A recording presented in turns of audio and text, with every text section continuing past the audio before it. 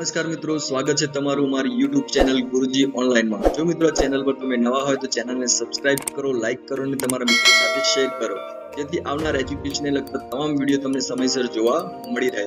ચાલો મિત્રો, આજે એક એજ્યુકેશનના નવા વિડીયો સાથે નવા ટોપિક સાથે મળીએ. આજના વિડીયોમાં આપણે મિત્રો ધોરણ 4 વિષય ગુજરાતી તારીખ 14/9/2024 પ્રશ્ન બેંક એકમ કસોટીનું સોલ્યુશન જોઈ રહ્યા છે મિત્રો. પ્રથમ પ્રશ્ન છે, આપેલા શબ્દોમાં યોગ્ય વિરામ ચિહ્નો મૂકી અર્થપૂર્ણ શબ્દ બનાવીને લખવો. અહીંયા મિત્રો જે શબ્દ આપ્યો છે એની અંદર આપણે સ્વર ચિહ્નો મૂકીને એનો યોગ્ય અર્થપૂર્ણ શબ્દ બનાવવાનો છે. તો પ્રથમ શબ્દ થશે મેઘધનુષ, ત્યારબાદ બીજો થશે રક્ષાબંધન, ત્રીજો પર્યાવરણ, ત્યારબાદ ચોથો શબ્દ આપ્યો છે જે કલર એનો જ શબ્દ છે એટલે કલર, ત્યારબાદ રાખડી, ઢગલો, ગુંથાયેલ, ભજવેલ, ખુશખુશાલ, ત્યારબાદ ચોખવટ, ભૂક્કો, અંદર, જણન કે જણક બે શબ્દ થાય છે. અહીંયા શબ્દ આપ્યો છે તો એ પ્રમાણે આપણે આ કોઈ પણ એક શબ્દ લખી શકીએ. ત્યારબાદ બહેનપણી, ચિત્રકાર. પ્રશ્ન નંબર 2 જોઈએ મિત્રો, નીચેના પ્રશ્નોના ઉત્તર લખો. પ્રથમ પ્રશ્ન છે, તમારા મિત્રનું ઘર કેવું છે? અહીંયા મિત્રો મૌલિક જવાબ છે, તમે તમારી રીતે પણ તમારી ભાષામાં શબ્દમાં જવાબ આપી શકો છો. પ્રથમ જવાબ છે, મારા મિત્રનું ઘર સુંદર અને સજ્જ છે, તેમાં મોટા મોટા રૂમ અને એક સુંદર બાગ છે. બીજો પ્રશ્ન જોઈએ, તમે કુલ્ફી ખાધી છે ક્યારે? તો જવાબ આવશે હા, મેં કુલ્ફી ખાધી છે. હું તેને ગરમીના દિવસોમાં અને ખાસ કરીને મારા જન્મદિવસ પર ખાવા ગમતી છે. પ્રશ્ન નંબર 3, તમે તમારા ઘરમાં કેવી રીતે મદદરૂપ થાવ છો? તેનો જવાબ આવશે હું મારા ઘરમાં સ્વચ્છતા રાખવામાં, કચરો ફેંકવામાં અને વાસણ ધોવામાં મદદરૂપ થાવ છું. ત્યાં છોકરો હશે તો એ પ્રમાણે જવાબ લખશે અને છોકરી હશે તો આ પ્રમાણે જવાબ લખશે. ચોથો પ્રશ્ન, છીપલામાંથી હાર, બુટ્ટી અને બીજું શું બને છે? તો છીપલામાંથી હાર, બુટ્ટી અને અન્ય પ્રકારના રંગીન ફૂલો અને ગોઠવણીઓ બને છે. પાંચમા નંબરનો પ્રશ્ન, નકામી લાગતી વસ્તુઓમાંથી શું શું બને છે?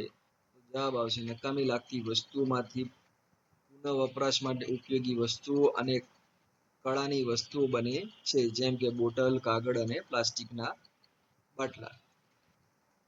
ત્યારબાદ પ્રશ્ન નંબર 6 જોઈએ, તમારી શાળા ક્યારે ક્યારે શણગારવામાં આવે છે? તો જવાબ અમારી શાળા રાષ્ટ્રીય તહેવારો, ફેસ્ટિવલ અને વિશેષ દિનની ઉજવણી જેવી ઘટનાઓ માટે શણગારવામાં આવે છે. સાતમા નંબરનો પ્રશ્ન, તમને સૌથી વધુ બનાવવી ગમે તેવી વસ્તુના નામ લખો. તો મને સૌથી વધુ બનાવવી ગમે તેવી વસ્તુ ફ્રૂટ સલાડ છે.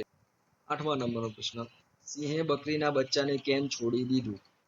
જવાબ, સિંહણનું બચ્ચું હવે સિંહ બની ગયું છે, કોઈ દિવસ તે બકરીના બચ્ચાને પકડીને મારી નાખશે તેથી. નવમા નંબરનો પ્રશ્ન, બકરીના બચ્ચાને શું કહેવાય? તો આપણે સૌ જાણીએ છીએ બકરીના બચ્ચાને લવારું કહેવાય. ત્યારબાદ 10મા નંબરનો પ્રશ્ન, તમે જોયેલું ઉષ્ટપુષ્ટ પ્રાણીનું નામ લખો. તો ઉષ્ટપુષ્ટ પ્રાણી આપણા મગજમાં પહેલું જ આવે હાથી. 11મા નંબરનો પ્રશ્ન જોઈએ, તમે વધુ ખુશ ક્યારે થયા હતા? તો જવાબ, હું વધુ ખુશ ત્યારે થયો જ્યારે હું મારા જન્મદિવસ ઉપર પરિવાર સાથે મુસાફરી ગયો હતો. 12મા નંબરનો પ્રશ્ન, લવારાને કોણે ઉછેર્યું? તો સિંહણે એનો જવાબ આવશે. 13મા નંબરનો પ્રશ્ન, કોનું બચ્ચું શિકારી ન હતું? તો બકરીનું બચ્ચું. 14મા નંબરનો પ્રશ્ન, બકરી અને સિંહના બચ્ચામાંથી કોનું બચ્ચું નાનું હતું? તો સિંહનું બચ્ચું નાનું હતું. 15મો પ્રશ્ન, તમને સિંહ સારો લાગ્યો કે ખરાબ કેમ?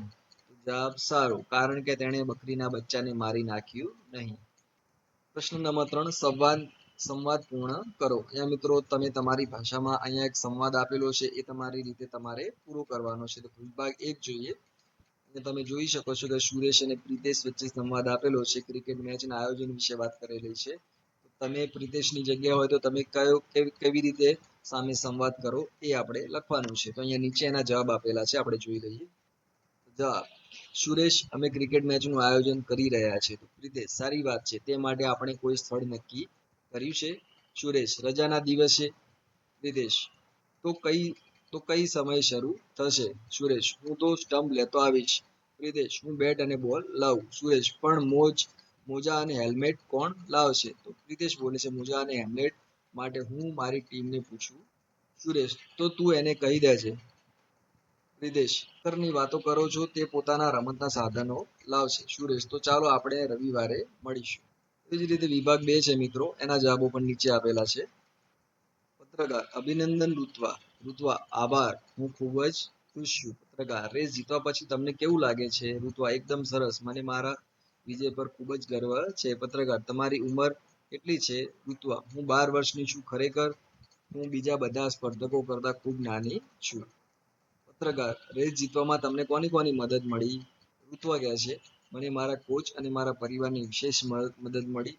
તેઓએ મારી ઘણી મદદ કરી અને મને પ્રશિક્ષણ આપ્યું. પત્રકાર: અને મને તમારા પ્રેક્ટિસના સમય વિશે કહેશો? ઋત્વા: હું રોજ સવારે 4 વાગે પ્રેક્ટિસ માટે જાઉં છું અને સાંજ સુધી પ્રેક્ટિસ કરું છું. પત્રકાર: કોઈ સ્વપ્ન? ઋત્વા કહે છે, મારી મોટી આકાંક્ષા છે કે હું એક દિવસ ઓલિમ્પિકમાં સોનું. ત્યારબાદ વિભાગ 3 ના જવાબ જોઈએ મિત્રો. દુકાનદાર: તમે કઈ કઈ વસ્તુ જોઈ રહ્યા છો? ઈશા: પેન્સિલ, રબર અને માપપટ્ટી. દુકાનદાર: કેવી ગુણવત્તાનું જોઈએ છે? ઈશા કહે છે, દરેક વસ્તુની ગુણવત્તા સારી હોય તે છે. દુકાનદાર: લો, આ રહી તમારી વસ્તુઓ. ઈશા કહે છે, આ વસ્તુઓની કુલ કિંમત કેટલી છે? દુકાનદાર: 80 રૂપિયા. આ રહ્યું તમારું બિલ. ઈશા: આભાર, મેં હવે રૂપિયા ચૂકવી દીધા છે. બરાબર, તો આ રીતે એના જવાબ આવશે. ત્યારબાદ પ્રશ્ન નંબર 4 જોઈએ. ગમે તે એક ફકરાને સુધારીને ફરીથી લખો. અહીંયા મિત્રો ફકરામાં સ ને સ્થાને શ અને શ ને સ્થાને સ આપેલો છે. એટલે શરણાઈનો સ અને સસલાના સ જે પણ છે એનો ફેરફાર કરવાનો છે. બરાબર, તો અહીંયા તમે ફકરો જોઈ શકો છો કે ઘણા બધા શબ્દોની અંદર જોડણી ભૂલો આપણને દેખાતા હોય છે કે સસલાના સની જગ્યાએ શરણાઈનો શ આપેલો છે. જેમ કે સરસ્વતી પ્રાથમિક શાળા. બરાબર, તો અહીંયા આ સની જગ્યાએ આપણે સસલાનો શ મૂકવાનો છે. અહીંયા આપણે જોઈએ શુક્રવારની અંદર એમાં સસલાનો સ મૂકેલો છે, તો અહીંયા આપણે શરણાઈનો શ મૂકવાનો છે. તો નીચે આપણને આ રીતે સુધારેલા જવાબો આપેલા છે, તો એ આપણે જોઈ લઈએ. જે પણ મિત્રો ડાર્ક કરેલા છે, જેમ કે સરસ્વતી, શાળામાં, શુક્રવારે, આઈસ્ક્રીમ, શાકભાજી, શરબત, આશુતોષ, સાહેબ, સાફ સફાઈ, સ્ટોલ, સાવરણી, સુપડી વગેરે શબ્દોમાં આ રીતે આપણે ફેરફાર કરવાના. ત્યારબાદ વિભાગ 2 માં જોઈએ. એમાં પણ અહીંયા સોમવાર છે, સમાચાર છે, પ્રશાંત છે, સર્જાયું, મહાસાગર, સર્વશક્તિમાન, સુધી, સબમરીન, જળ સમાધિ, સરકાર, રહેવાસીઓના, ઉપરવાસમાં, ખસેડી, પોશાક, સહાનુભૂતિ આવા શબ્દોની અંદર આપણે સુધારો કરવાનો છે. ત્યારબાદ વિભાગ 3 માં જોઈએ. સવારમાં, શીતળ, સાથે, સુગંધી, સૂરજમુખી, બારમાસી, ખુશખુશાલ, શરમાળ, જાસૂદ, સુરેલી વગેરે જેવા શબ્દોની અંદર આપણે ફેરફાર કરવાનો છે. ત્યારબાદ પ્રશ્ન નંબર 5 જોઈએ. ગમે તે એક વિશે 4-5 વાક્યોમાં વર્ણન કરો. અહીંયા મિત્રો આપણને 5 જેટલા વિષય આપેલા છે. ઢીંગલી બનાવવાની રીત, મનગમતી વ્યક્તિ, ત્યારબાદ આગળ જે મેદાનમાં કે ટીવીમાં જોયેલી યાદગાર મેચ, મનગમતું સ્થળ અને જોયેલો જાદુનો ખેલ. તો મિત્રો અહીંયા 3 ના જવાબ લખેલા છે. 2 ના જવાબ તમારે જાતે મૌલિક રીતે તમારી ભાષામાં લખવાના છે. બરાબર, તો અહીંયા મિત્રો જે જવાબ આપેલા છે આપણે જોઈ લઈએ. મનગમતી વ્યક્તિ, તો જવાબ, મને મારા દાદા ખૂબ ગમે છે. તે અમને સારી સારી વાર્તાઓ કહે છે. દાદા અમને ફરવા લઈ જાય છે. દાદા અમારા માટે ખાવા માટે વસ્તુ લાવે છે. દાદા અમને ખૂબ પ્રેમ કરે છે. ત્યારબાદ ત્રીજામાં જોઈએ. મેદાનમાં કે ટીવીમાં જોયેલી યાદગાર મેચ.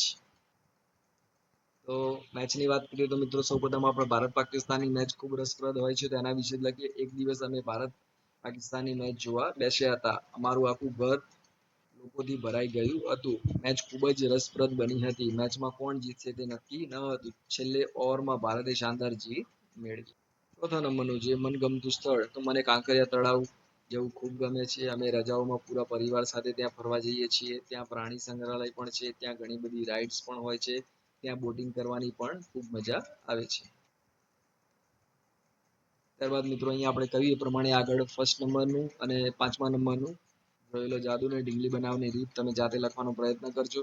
તો અહીંયા આપણો વિડીયો મિત્રો પૂરો થાય છે. આશા રાખીએ છીએ વિડીયો તમને ગમ્યો હશે. જો વિડીયો ગમ્યો હોય તો ચેનલને સબસ્ક્રાઇબ કરજો, લાઈક કરજો, તમારા મિત્રો સાથે શેર કરજો, જેથી આવા જ એજ્યુકેશનને લગતા અવનવા વિડીયો તમને સમયસર જોવા મળી રહે.